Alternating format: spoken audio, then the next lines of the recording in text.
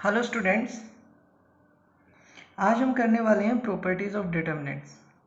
Exercise 4.2 शुरू करने से पहले हमें प्रॉपर्टीज़ ऑफ डिटर्मिनेंट डिस्कस करना है। इन्हीं प्रॉपर्टी का यूज़ करके हम अपनी एक्सरसाइज 4.2 को कंप्लीट करेंगे। ठीक है, तो चलिए प्रॉपर्टी 1 डिस्कस करते हैं। पहले हमारे पास जो प्रॉपर्टीज़ हैं वो हैं टोटल 6। पहले हम प्रॉपर्टी 1 डिस्कस करेंगे, 2, 3, 4 ऐसे 5, 6 एग्जाम्पल्स के साथ डिस्कस करेंगे। तो चलिए सबसे पहले हम करते हैं प्रॉपर्टी 1। बच्चों, आपने ट्रांसपोज पढ़ा था किसी मैट्रिक्स का। किसी मैट्रिक्स का ट्रांसपोज क्या होता है? जब आप किसी मैट्रिक्स को चेंज कर देते हैं। कैसे चेंज करेंगे? रो को कॉलम में चेंज कर दे, या फिर आप ये कह सकते हैं कॉलम्स को किस में चेंज कर दे, रो में चेंज कर दे।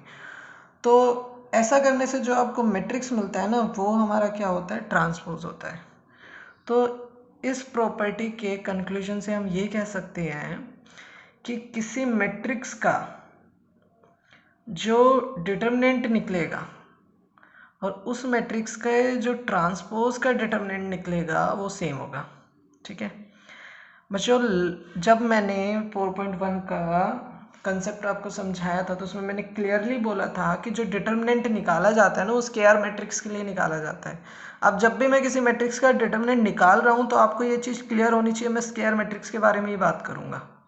ठीक है, रेक्टेंगुलर मैट्रिक्स के बारे में मैं बात ही नहीं करूँगा।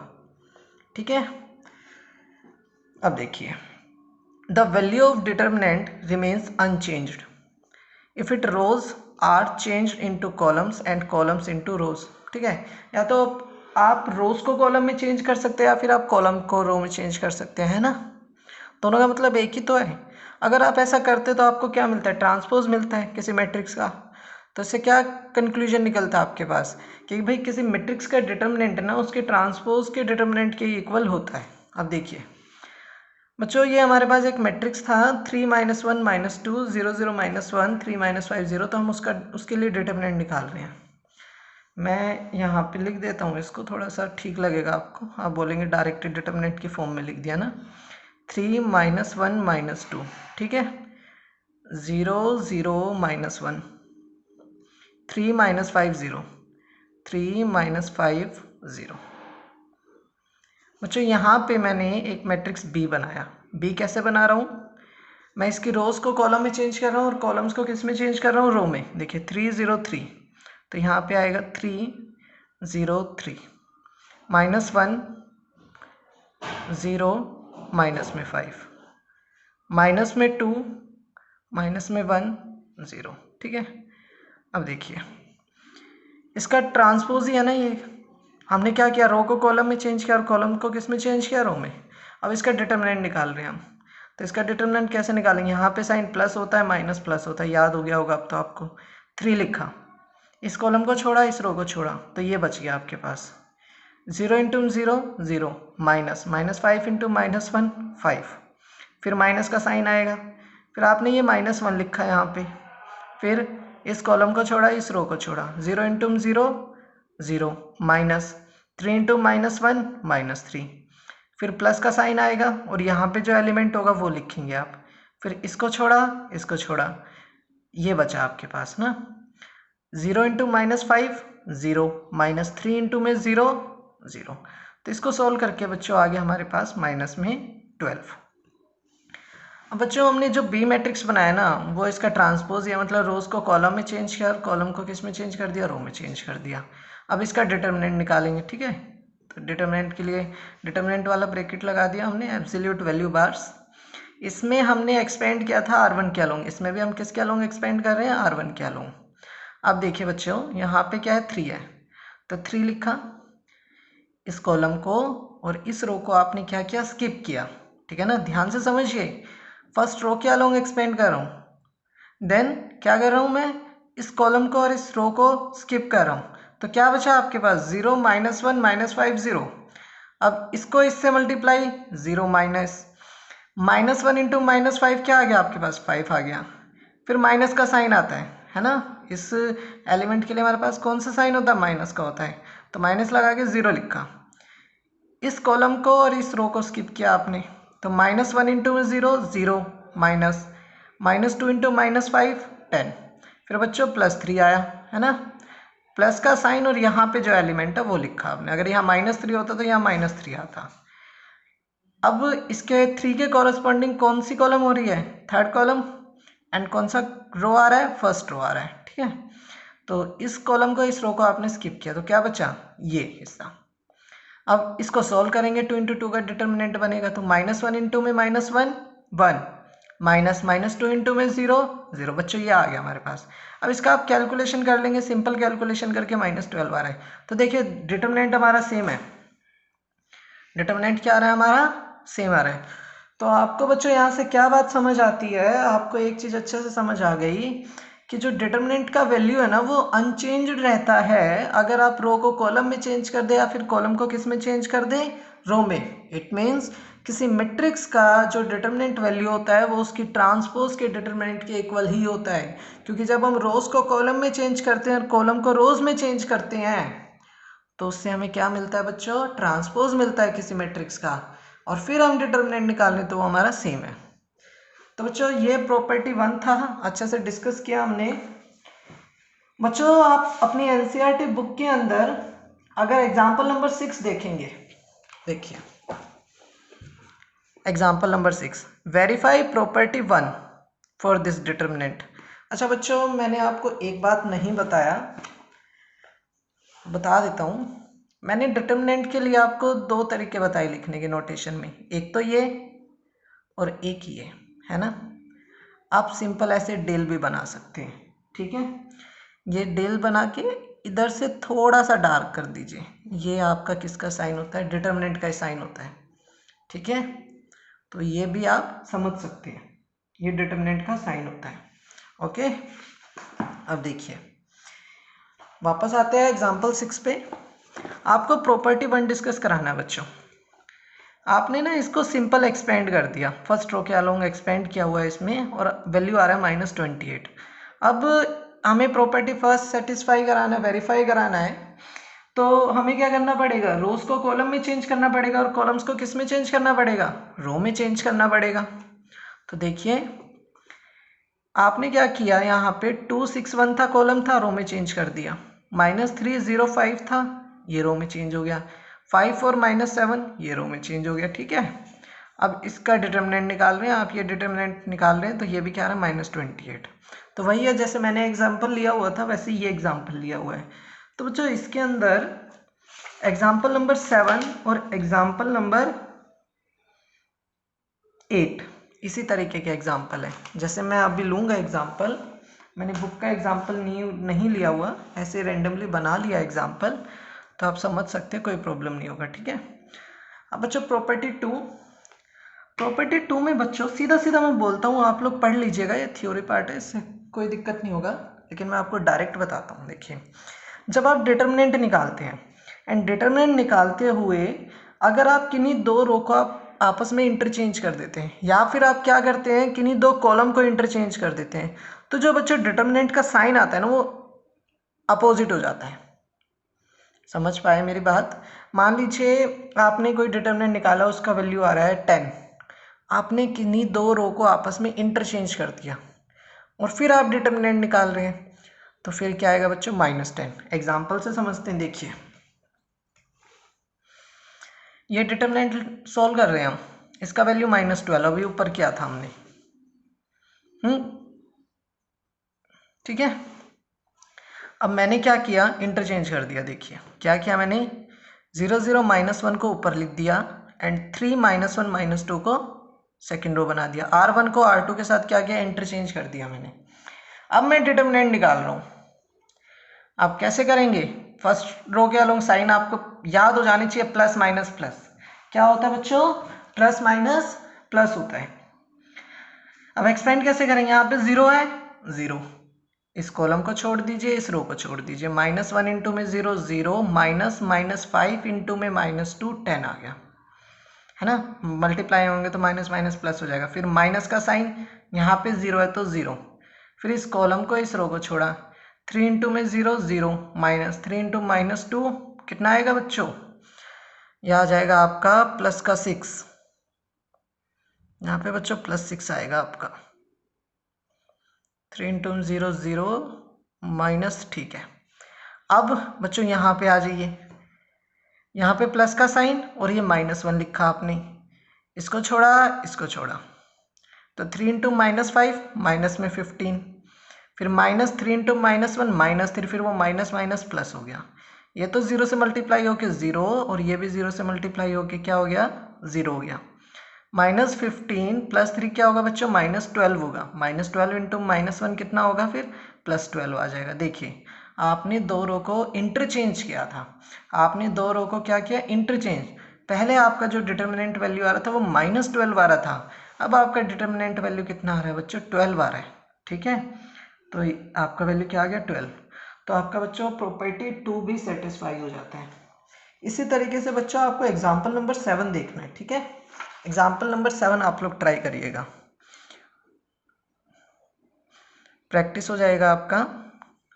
इसी तरीके से करना है, इसलिए मैं आपको बोल रहा हूँ, हैंड टू हैंड ट्राई कर लीजिएगा। वीडियो को पॉज करना और एग्जाम्पल नंबर 7 देखना। अब बच्चों नेक्स्ट प्रॉपर्टी पे आ जाते हैं।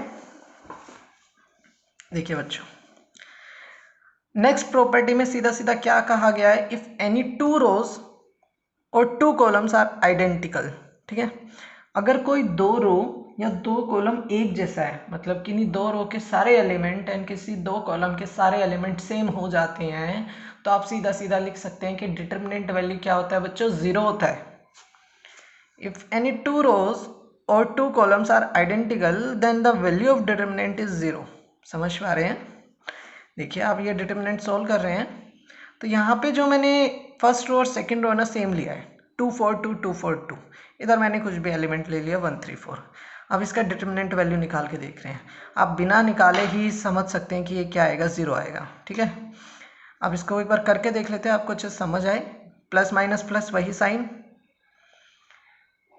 2 इसके साथ तो प्लस होता है, इस कॉलम को छोड़ा इस रो को छोड़ा, तो 4 4 16 -3 2 जा 6, यहाँ माइनस होता तो माइनस लिखा, यहाँ पे क्या है 4 4 लिखा, इस कॉलम को इस रो को आपने छोड़ दिया, 2 4 8 -1 2 2। ठीक है, फिर आया बच्चों +2, इस कॉलम को इस रो को छोड़ा आपने, 2 3 जा 6 -1 4 4। इसको सोल्व करते हैं, 16 में से 6 गया 10 10 2 20, 8 में से 2 गया 6 6 4 24, फिर 6 में से 4 गया 2 2 2 4, 20 और 4 24 -24 0। ठीक है, ये हमारा एग्जाम्पल से हमने वेरीफाई कर लिया, मतलब आपको क्लियर हो गया कि अगर कोई भी 2 रो या कॉलम एक जैसा हो जाता है तो आपका डिटर्मिनेंट वैल्यू क्या हो जाता है बच्चों, 0 हो जाता है। ठीक है, तो आप लोग कौन सा एग्जाम्पल देखेंगे बच्चों, इसमें तो ऐसा कुछ नहीं दिया हुआ है एनसीईआरटी की बुक में, तो बच्चों दिया हुआ है, सॉरी, आप ट्राई करेंगे एग्जाम्पल 8। ठीक है, इसी तरीके का है, एक बार बता देता हूँ आपको। देखिए 3 2 3 3 2 3, first row and third row same है, तो इसका डिटर्मिनेंट वैल्यू 0 ही है। ये वेरीफाई कराना है बस आपको, इसका डिटर्मिनेंट निकाल के दिखाना है। ठीक है, तो आपका प्रॉपर्टी 3 भी डिस्कस होता है। अब देखिए बच्चों प्रॉपर्टी 4, देखिए if each element in a row और कॉलम, अगर किसी रो का या कॉलम का हर एलिमेंट डिटर्मिनेंट का है ना, if each element in a row और column of a determinant is multiplied by some constant के, अगर आप डिटर्मिनेंट के अंदर किसी पर्टिकुलर कॉलम को या किसी पर्टिकुलर रो को किसी एक नंबर से, फिक्स नंबर से मल्टीप्लाई कर देते हैं, तो जो डिटर्मिनेंट का जो वैल्यू भी है ना बच्चों, उस नंबर का मल्टीपल हो जाता है। देखिए कैसे, मान लीजिए आपके पास ये डिटर्मिनेंट है ना, अब यहाँ पे आपके जो एलिमेंट है 3 -1 -2 0 0 -1 3 -5 0, इसका वैल्यू कितना आ रहा है, -12 आ रहा है। ये हमने अभी निकाला भी था बच्चों, है ना, ये अभी हमने पीछे डिस्कस किया था ना। देखिए ये वाला ही, तो मैं यही लेके चल रहा हूँ ताकि बार बार कैलकुलेशन ना करना पड़े। अब मैंने क्या किया बच्चों, ये जो रो 1 है ना, इसके एलिमेंट्स को 2 से मल्टीप्लाई कर दिया, 2 3 6, 2 इंटू -1 -2, 2 इंटू -2 -4। ठीक है, अब आपको इसका डिटर्मिनेंट वैल्यू निकालना है। इसका डिटर्मिनेंट वैल्यू क्या हो जाएगा, 2 का मल्टीपल हो जाएगा क्योंकि आपने R1 को 2 से मल्टीप्लाई कर दिया है। तो 2 से मल्टीप्लाई करने के बाद बच्चों क्या आएगा, -24 आएगा। तो निकाल के देखते हैं। 6 है ना, फर्स्ट रो क्या लूँगे, एक्सपेंड करेंगे, 6 लिखा आपने यहाँ पे। इस कॉलम को, इस रो को स्किप किया। 0 इंटू 0 0, -5 इंटू में -1 5 हो जाएगा। ठीक है, ये कर ही रखा है अच्छे से। देखिए अब माइनस का साइन आएगा, इधर क्या है -2 लिखा, इस कॉलम का इस रो को छोड़ा, 0 3 -1 0, फिर प्लस का साइन -4 लिखा, इस कॉलम को इस रो को छोड़ा, 0 3 0 -5, ये आ गया। अब इसको सोल्व करते हैं। 0 into 0 0, -5 into -1 5, minus +2, 0 into 0 0, -3 into -1 कितना हो जाएगा, +3 हो जाएगा ना, क्योंकि माइनस बीच में था। 3 इंटू -1 -3, माइनस प्लस हो जाएगा, ये प्लस माइनस हो गया, तो यहाँ पे आ गया 4। 0 इंटू में -5 0, -3 इंटू 0 0। अब इसको सिंपल कैलकुलेशन किया, 0 -5 इंटू 6 -30, 0 + 3 3 3 2 6, एंड ये तो 0 ही हो गया। तो ये कितना आ गया बच्चों, -24। आप मेरी बात समझे, मैंने R1 के एलिमेंट को 2 से मल्टीप्लाई किया था, तो डिटर्मिनेंट वैल्यू भी 2 का मल्टीपल हो गया है। ठीक है, अब ये फोर्थ प्रॉपर्टी भी बच्चों हमारा डिस्कस होता है। ठीक है, अब हमें क्या करना है, अब हमें करना है प्रॉपर्टी 5।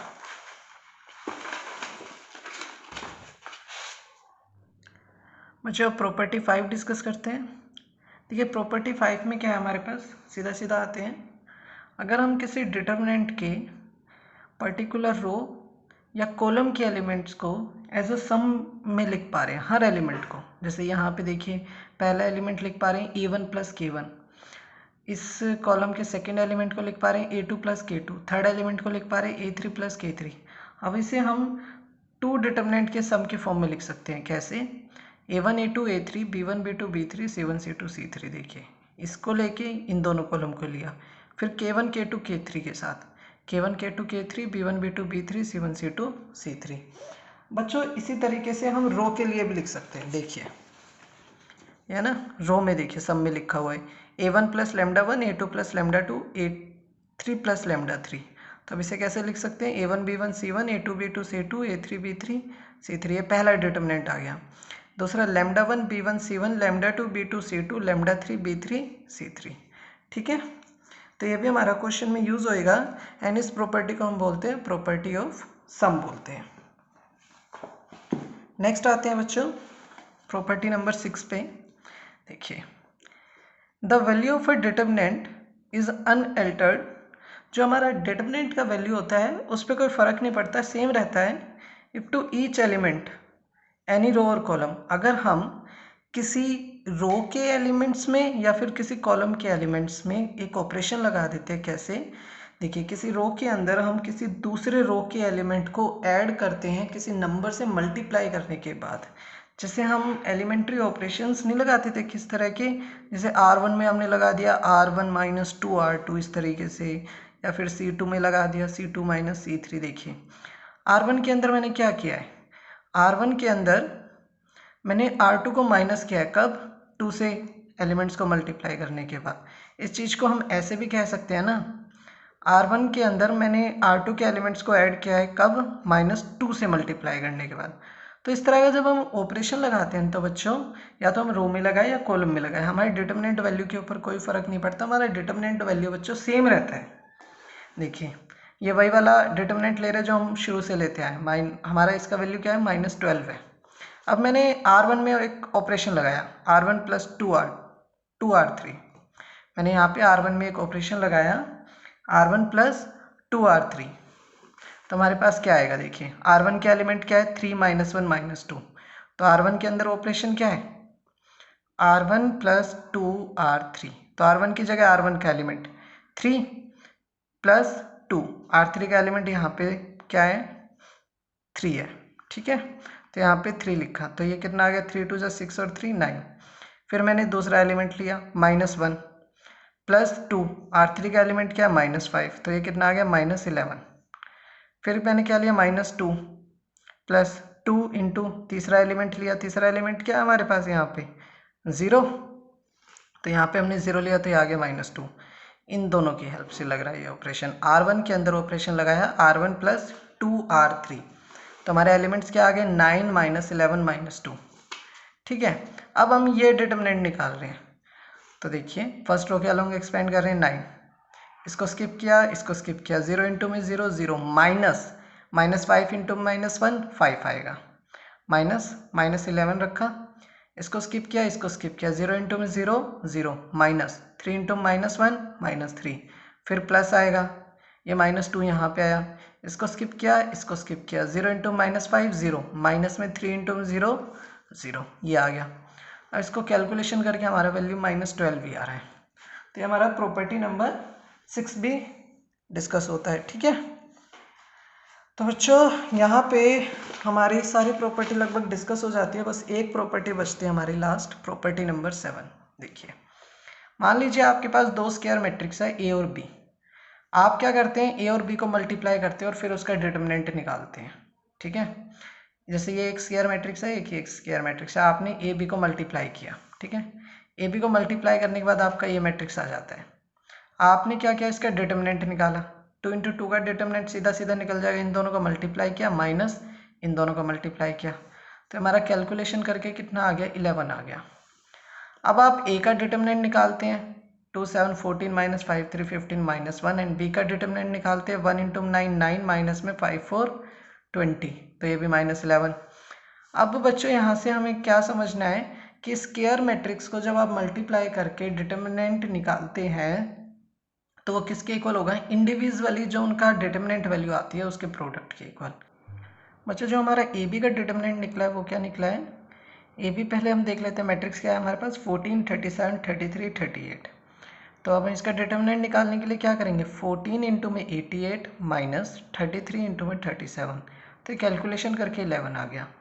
अब हम ए और बी के डिटरमिनेंट को मल्टीप्लाई करके देखते हैं। ए का डिटरमिनेंट -1 आया हमारा और बी का डिटरमिनेंट आया -11, इसको मल्टीप्लाई करते हैं तो कितना आ जाता है 11, तो ये सेम आ जाता है हमारा, तो ये वाला प्रॉपर्टी भी हमारा सेटिस्फाई हो जाता है।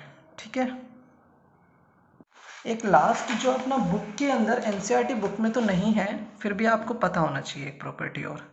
देखिए बच्चों, अगर आपके पास कोई डिटरमिनेंट है एंड उसके अंदर कैसे है, ट्रायंगल फॉर्म बन रहा है, ट्रायंगुलर फॉर्म आपने पढ़ा था, जैसे मान लीजिए ए बी सी है ना, यहाँ पे 0, यहाँ पे एलिमेंट है डी ई, यहाँ पे 0, यहाँ पे 0 एफ, ये है ना ट्रायंगुलर है, ये अपर भी हो सकता है लोअर भी हो सकता है, उससे कोई फर्क नहीं पड़ता। तो बच्चों इसका जो डिटरमिनेंट निकलेगा ना, सीधा आप क्या करेंगे, ए डी एफ को मल्टीप्लाई कर दीजिए, A D F, simple. Example से और समझिए, जैसे मैंने किसी ए के लिए डिटरमिनेंट बनाया 1 3 2 0 9 4 0 0 -1, तो इसका डिटरमिनेंट क्या निकलेगा 1 इंटू में 9 इंटू में -1, तो ये क्या आ जाएगा -9। पर बच्चों आप ये एग्ज़ाम में सीधा नहीं लगा सकते हैं, क्योंकि अपनी एनसीईआरटी बुक के अंदर ये प्रॉपर्टी गिवन नहीं है, एंड ये प्रॉपर्टी गिवन नहीं है, तो आपको एग्ज़ाम के अंदर एक्सपेंड करके ही सोल्व करके दिखाना है कि -9 आएगा, या आप R1 से एक्सपेंड कीजिए या फिर कॉलम से एक्सपेंड कीजिए, वो आपकी मर्जी है। ठीक है, तो बच्चों यहाँ पे हमारा सारा प्रॉपर्टी डिस्कस हो जाता है। नेक्स्ट वीडियो के अंदर पहले हम सारे एग्जाम्पल डिस्कस करेंगे, फिर हम डिस्कस करेंगे एक्सरसाइज 4.2 के क्वेश्चन।